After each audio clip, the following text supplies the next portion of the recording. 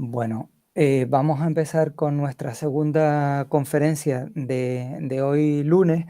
Esta conferencia está grabada, la estamos grabando ahora por la mañana, porque no es seguro que Fernando pueda estar con nosotros o al menos llegar a la charla en tiempo. Por tanto, vamos a cubrirnos las espaldas, vamos a tener grabada esta conferencia y si él llega, pues la dará en persona, y si no, pues colocaremos la lata y funcionará de esta forma.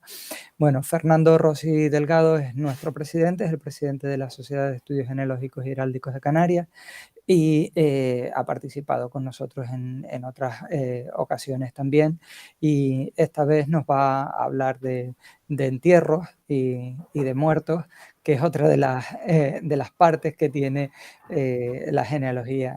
Evidentemente nosotros cuando estudiamos a alguien en nuestra genealogía generalmente está muerto, ¿no? Pero salvo que hablemos de nuestros padres y todavía nos queden vivos. Pero en este caso, Fernando va a ir a los libros de entierros, con lo que sí que están todos muertos y enterrados. Bueno, Fernando, bienvenido. Te doy tus 45 minutos para que puedas explicarnos de qué va esto. Hola. Gracias por la introducción. Yo sobre los muertos siempre digo que en algunos, por lo menos lo que nosotros estudiamos, están bien vivos. Y en cualquier caso nos permite mantener viva nuestra ilusión de acrecentar los distintos árboles y estudios que realizamos. En la tarde de hoy vamos a hablar de defunciones. Vamos a intentar discernir si a la hora de la muerte, en el momento del entierro, todos, como nos aseguran casi desde que nacemos, somos iguales. Y lo iremos viendo por el. Y para ello hemos utilizado como apoyo documentos básicamente del siglo XVIII de la isla de Tenerife, en la que se refleja, y lo veremos, la realidad social de nuestro entorno. Entonces, si me permiten, voy a compartir la presentación. Vamos a ver.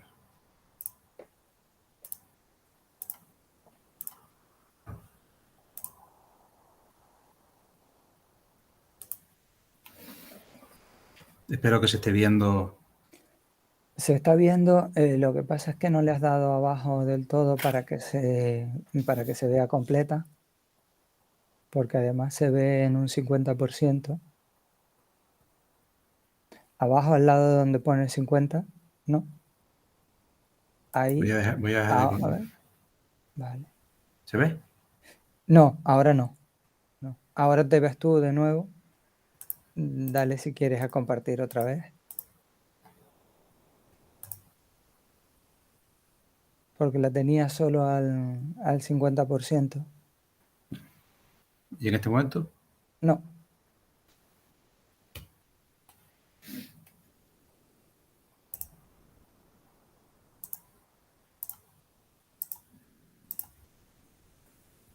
Ahora se está presentando, ¿vale? Bien. Y ahí donde tú estás, ¿no? Qué raro. Cuando le das ahí, vete de nuevo, Fernando, porfa. Porque sí, dale ahí. No hace ningún cambio, no amplía, digamos, ¿no? Bueno, nada, no pasa nada. Dale si quieres a ampliar el tamaño o tú no lo ves. Sí. Sí, lo estoy viendo y veo las diapositivas en Eso el es. lateral. Lo raro es que aparezcan las diapositivas en el lateral si le das al abanico ese que está al lado del 120. Bueno. Pero bueno, nada, se puede ver así. Vale. Bueno, pues iré pasando de una manualmente. Bien. Vale. En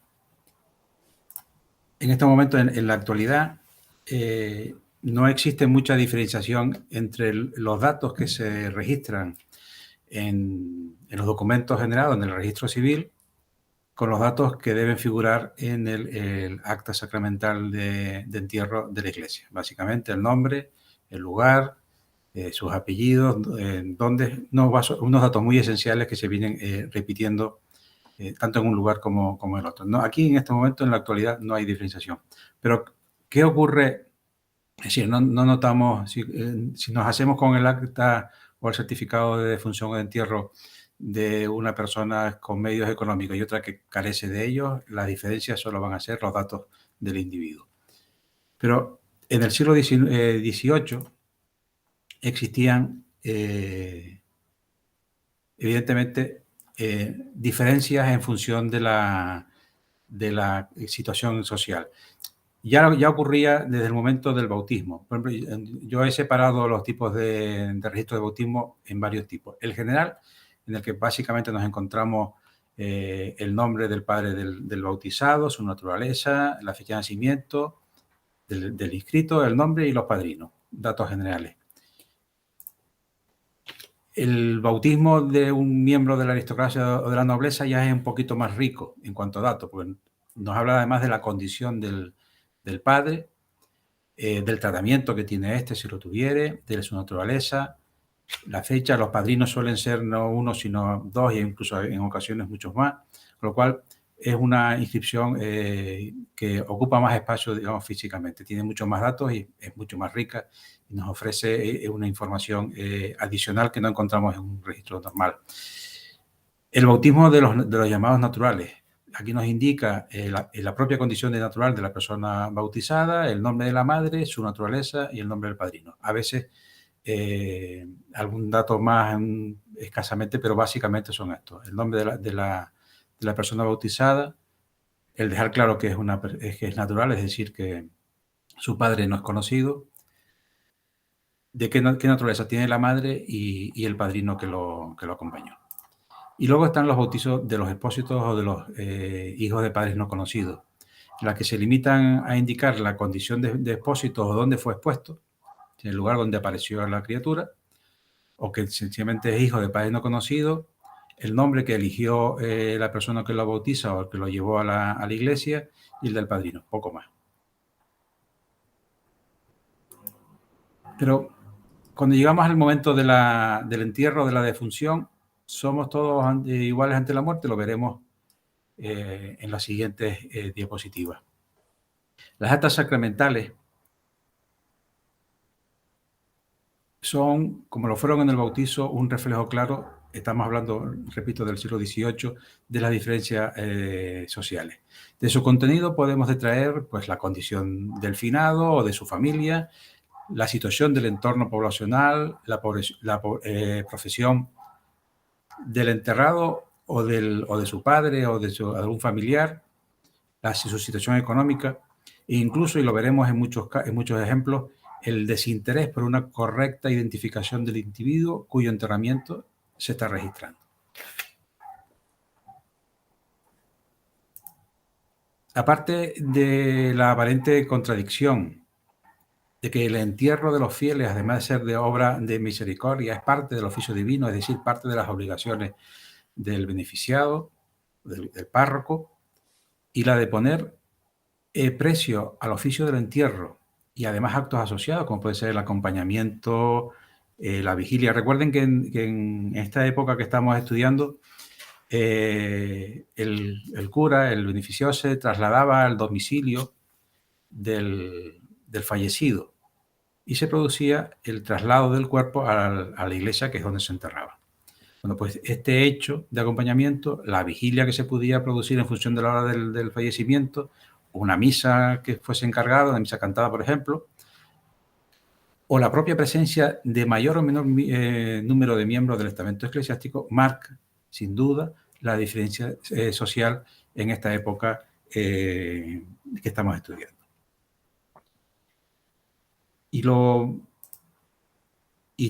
la justificación de por qué se podía cobrar, poner precio a cada uno de estos servicios, la encontramos en las constituciones sinodales, particularmente en la del obispo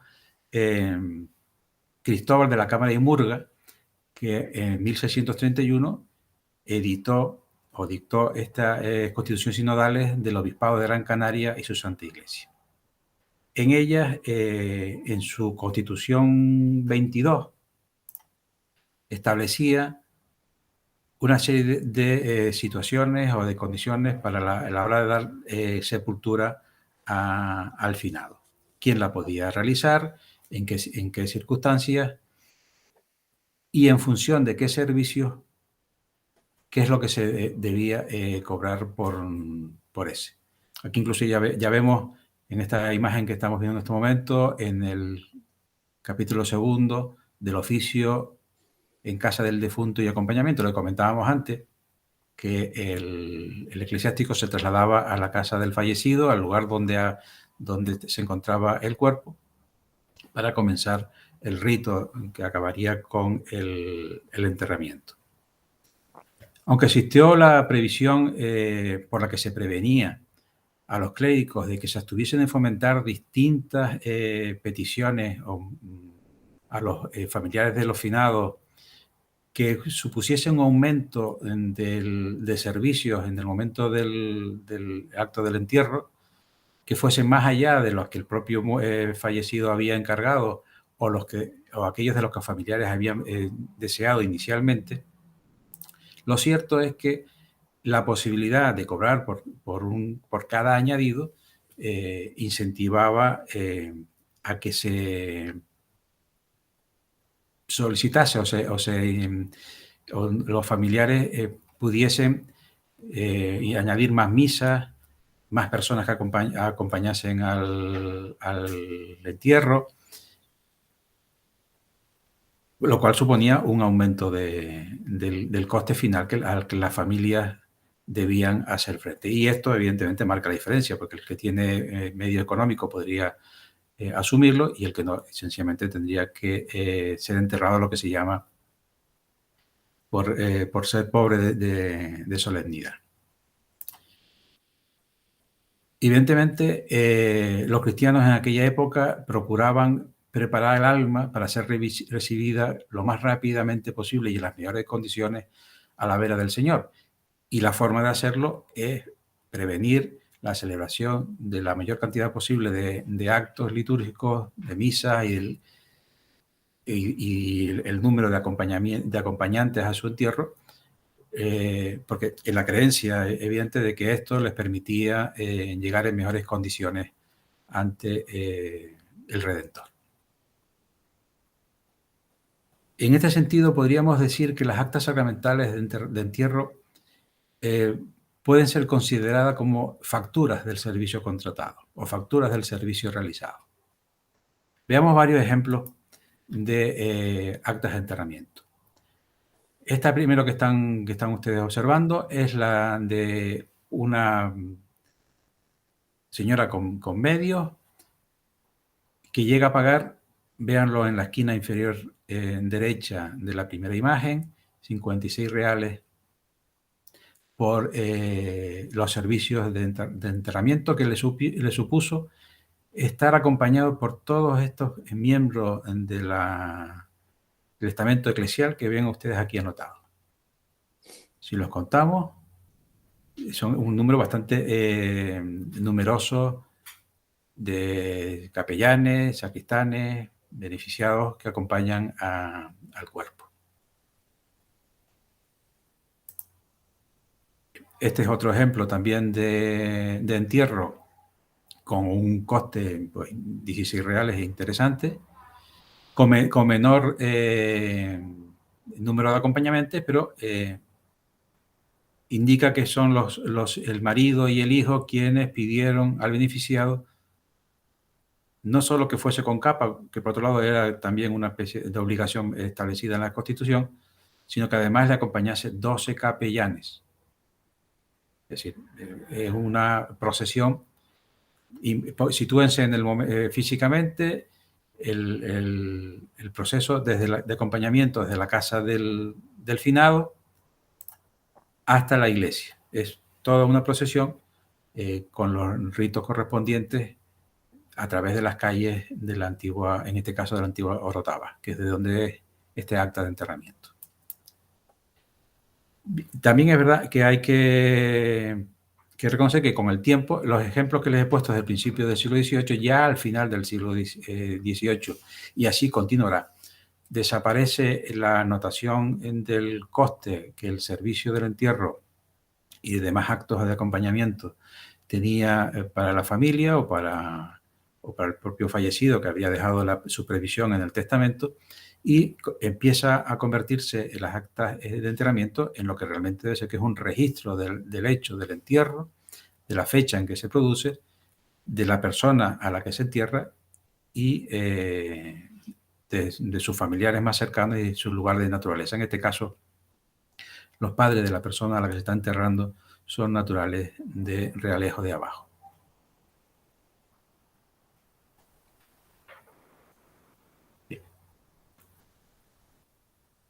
En esta época, los registros sacramentales son, como ya me han escuchado, un reflejo de la sociedad. Y como tal reflejo, en ellos se refleja, se indica aquellos elementos que son de mayor interés para el entorno en el que se produce el hecho. Reflejan el poder económico. Como acabamos de ver, en un registro de entierro, el que tenía mayor capacidad económica podría permitirse un entierro con muchas más misas, con muchas más personas de acompañamiento y, en consecuencia, hacer frente a un coste mucho más elevado. Este que tienen aquí es el entierro de doña María Isabel del Hoyo y Lugo, viuda de don Francisco de Mesa y Lugo. Además, aquí ya le indica, este señor fue alférez mayor y regidor perpetuo de la isla y pagó 84 reales por su entierro. Pero es que además se hizo acompañar por todos estos señores que ustedes ven en la relación. Más de 20 personas, por lo que se abonó otros 138 reales. Dinero que se repartía en función del papel que jugaba cada uno de estos miembros de la iglesia, se repartía entre ellos. Esta cantidad, en función en calidad de qué asistían, cobraban cada uno una parte correspondiente. Está la realidad social de la ausencia de bienes de los pobres. Fíjense la diferencia entre este acta de entierro de una persona con capacidad, con una buena posición social, una magnífica posición social y capacidad económica, con la de otro señor que es pobre, que es enterrado de limosna, porque era pobre de solemnidad. En este registro comprobamos que no hay mucho interés por identificar a la persona. Sí, es Agustín. Estaba casado, pero ¿casado con quién? Se quedó el espacio en blanco. No había interés por identificarlo. Y comunica, dice, deja registrado el beneficiado que este señor era pobre y por lo cual fue enterrado de limosna. ¿Y quién lo comunica? Con Francisco el Gago. Y evidentemente, en aquella época podíamos saber quién es Juan Francisco el Gago. Pasado el tiempo, en la actualidad, salvo que encontremos otro documento que nos permita asociar a este Juan Francisco el Gago con ese otro, para nosotros ya no es nadie. O sea, no hay interés por identificar, o parece no haber interés por identificar a las personas. Y esto nos lleva a que el mote utilizado en los registros de enterramiento sirvió también para identificar temporalmente y en ese momento a las personas. Acabamos de ver a Juan Francisco el Gago, que comunicaba al cura que el Agustín era pobre y en consecuencia no podía hacer frente a los gastos del entierro y era enterrado de limosna, es decir, a cargo de la propia iglesia. En este registro, esta porción de registro que les estamos enseñando ahora, hablamos de Antonio Díaz. Pero Antonio Díaz era conocido porque lo llamaban el de 7 lenguas. Entre nosotros podemos decir que hablaría este hombre que lo llaman de 7 lenguas. Pero lo identifican por su mote. Nos podemos encontrar en el futuro a varios Antonio Díaz, porque no hay ningún otro dato más que nos permita identificarlo, y no sabremos si ese otro documento que nos podamos encontrar se refiere a este Antonio Díaz o no.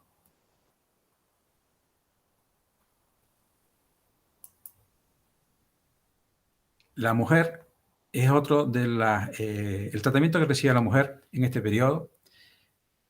Tenía interés en la medida que pertenece a un entorno social definido, fundamentalmente por el papel que el marido o los padres jugaran en la sociedad, es decir, el varón. Lo que se saliera de ahí carecía de interés concreto y se pierde el interés o la necesidad, que, en nuestra opinión, de identificar adecuadamente a la persona, al individuo, en este caso a la mujer. Tienen ustedes delante la porción el registro de entierro de una mujer. A la mujer, que si ustedes se fijan a la izquierda, dice entierro de la herradora. Sin más. Ni si se llama María, que probablemente sí, como la mayor parte de las mujeres en aquel entonces, si es Francisca, si tiene apellido, si tiene familiares. Pues sí, el registro dice que tiene familiares y sabe dónde vive, pero no se molesta en identificarlo. Es la herradora, es pobre, es mujer libre, es aquí otro estigma, y es enterrada de limosna. Cuando no hay un entorno social potente detrás de la persona enterrada, parece no haber tampoco interés por identificar a la persona que estamos enterrando. Sencillamente, interés por dejar registrado que hay un entierro. Y así se cumple muy básicamente con la obligación de dejar registrado cada uno de los pasos del ser humano por la tierra. Los registros de enterramiento también nos permiten hacer ver cómo se trata la cuestión racial en aquella época. Y evidentemente reflejan una relación entre individuos de distintas razas que es verdad que cumplen con la obligación de dar entierro a los fieles y dejar constancia de su entierro, pero el trato que reciben no es igual que el resto de los enterrados. Si bien ya estamos viendo que hay diferencia en función de que el finado tenga capacidad económica o social o no. Y en este caso estamos viendo el registro de entierro de un niño mestizo. Y fíjense como por aquí, niño mestizo de Gaspar el Caminero. Por un lado, volvemos a identificar a uno de los protagonistas del registro, en este caso por su profesión, no ya su mote, sino por su profesión. Y al niño no se le pone nombre, que debió tenerlo, porque debió estar bautizado. Sencillamente resaltan su condición de mestizo, es decir, fruto de la mezcla de dos individuos de razas distintas o de origen distinto. Y eso es lo que resalta. Y como tal pobre, pues también es enterrado de limosna.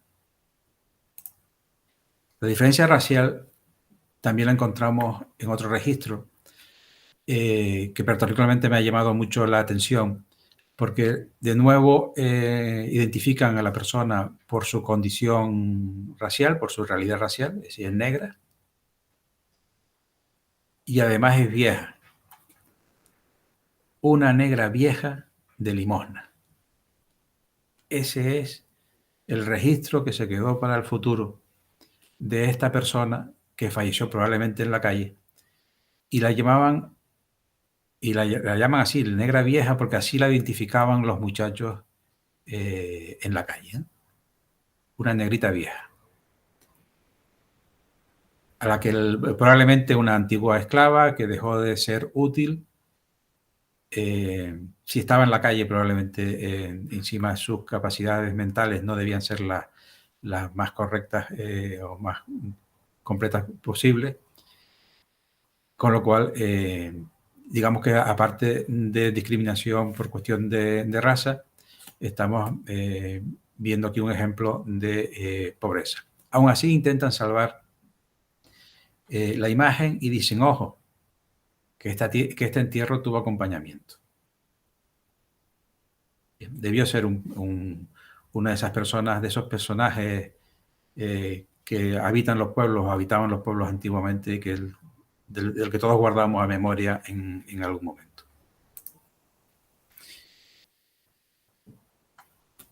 Los niños son otro tipo de ejemplo a la hora de los registros de entierro. A los niños no identificados. Es decir, no se le pone el nombre. En el borde pone que entierran a un niño, pero no pone si entierran a Juan Delgado, a Jacinto Díaz, no, un niño. ¿Hijo de quién? Pues no identifican al padre. Probablemente el padre estaba delante del cuerpo del niño cuando fueron a buscarlo, pero no lo identifican sino como Zumba el molinero. De nuevo, la identificación de los individuos por el mote. Zumba el molinero. Y a la madre tampoco la identifican. Poco importa, hay que registrar el entierro de un niño, dejamos que enterramos un niño, dónde vivía, en la calle Salazar, y poco más datos.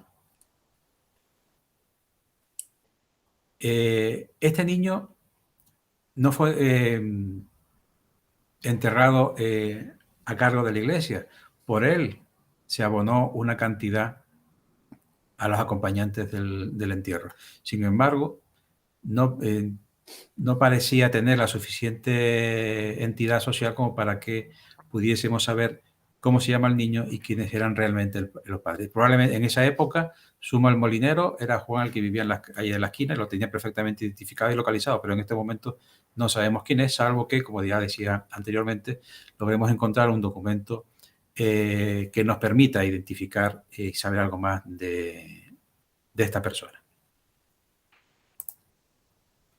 Enterramientos de niños de padres no conocidos.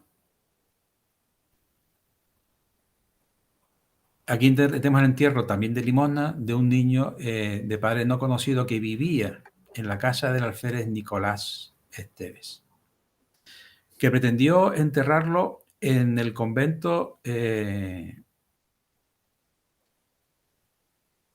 San Francisco, como pone por aquí, del patriarca del Santo Francisco. Y sin embargo, como no existía un padre, no se conocía el padre del niño, que pudiese avalar que esto fuese así, pues no lo dejaron entrar en el convento, con lo cual lo fue en la iglesia de la Concepción. Pero ya en este momento, Nicolás Esteves decidió, bueno, como esto no es responsabilidad mía, no asumo el coste y el niño fue enterrado de Limón. Aquí nos plantea la duda de quién es realmente el padre de este niño, sin duda fruto de una relación no consagrada. Pues nos plantea la duda, al menos me la plantea a mí personalmente, si realmente no era Nicolás Esteves realmente el padre de la criatura.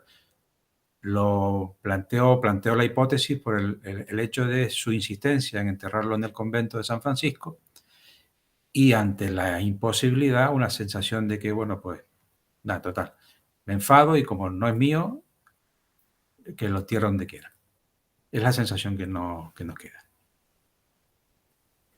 Y existe otro caso de padres de niños de padres no conocidos que acaban o pueden acabar en el torno. En este caso, este niño que lo tenía Blas Bartolomé Benítez, fue enviado, o la intención era enviarlo al torno en La Laguna.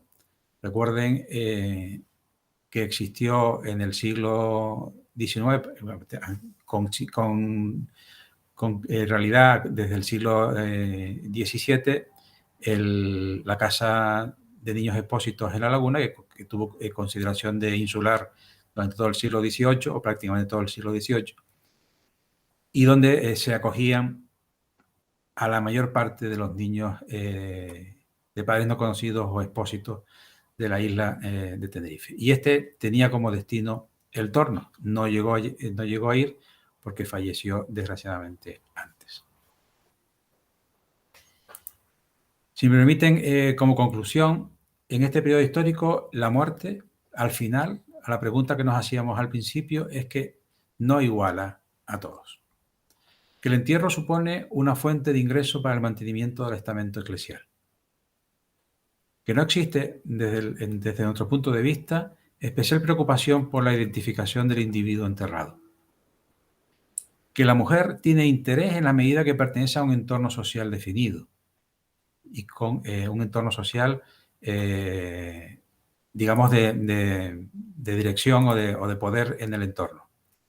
Que los niños tienen un tratamiento similar de las mujeres, primando la identificación del padre sobre la del propio niño. Y en ocasiones ni siquiera la del padre, porque se limitan a indicarlo por medio de su mote. Y que en consonancia probablemente con la época, hoy en día es difícil que esto se pueda dar, hay una evidente discriminación social. La fuente fundamental son los libros de enterramiento de Nuestra Señora de la Concepción de la Orotava, es lo que hemos utilizado para componer esta exposición. Y sin más, este ha sido el reflejo que hemos intentado dar de los registros de enterramiento del siglo XVIII, cuando vamos un poquito más allá de la extracción de los datos fríos, la fecha en que se produce, a quién están enterrando y los familiares más cercanos o si ha atestado o no. Muchas Bueno, gracias por perfecto. su atención. Digo que perfecto, si quieres deja de compartir. Ahora, ha hecho. Muy bien. Nada, supongo que ya estarás aquí con nosotros y podrás contestar a las preguntas que te hagan los demás, pero yo te hago una mientras tanto y luego dejamos de grabar. Quería preguntarte, esos niños expósitos son niños que sabemos que están en la Orotava. Los de la laguna, los que están en la laguna, ¿se entierran en la laguna o tienes constancia de que se remitían a los lugares de procedencia? No, Por ejemplo, si el niño este de Nicolás, no sé qué, era un niño que se le había entregado porque se habían hecho cargo de él, ellos, ¿no? En su casa. sí, en el caso O de Nicolás Esteve lo había Esteve. recogido de limosna, decía, y lo tenía desde el momento de su nacimiento. Vale, Probablemente es hija de alguna sirvienta vale. o hijo de alguna sirvienta de la casa. Lo tenía allí y allí por las condiciones ambientales o lo que fuera, por las condiciones en las que nació, falleció. Como falleció en la Orotava, se enterró en la Orotava. Vale, muy El bien. niño expósito de padres no conocidos, que llegaba al torno de la laguna y fallecía, tanto en la propia casa de expósito, la propia cuna de expósito, perdón, o en el domicilio de la cuidadora, de la criadora, de quien lo criaba, ese niño era enterrado o en la Concepción o en Los Remedios, a Vale. cargo de la propia cuna de expósito. Bien, es verdad que a la iglesia no se le abonaba nada, pero sí al sepulturero. Los propios documentos de cuentas de la cuna de expósito registran el pago habitual o sistemático de entierros de niños o en la Concepción o en los Remedios. Digamos que se repartían Ujú. la obligación. Y otra cosa, digamos que el cura cobraba por sus servicios, por los servicios de desplazarse a la casa del muerto, y luego aparte se pagaba el entierro, entiendo, ¿o no? Sí, cada acto tenía estaba tasado y venía tasado en las constituciones sinodales vigentes en cada momento. El hecho de que fuese con capa, el hecho de llevar la cruz, el que fuesen capellanes o no, primaban la presencia del clérigo sobre el fraile. Eso también es verdad. Si el que acompañaba al fraile cobraba menos, el coste es distinto. Que fuese uno, o fuesen dos, o fuesen 21, como vimos en uno de los ejemplos, suponía un mayor coste. Que hubiese misa cantada, que hubiese vigilia. Entonces, cada momento del rito, por decirlo de una forma, de enterramiento, desde el momento en que se produce hasta que acaba, pues tenía su coste.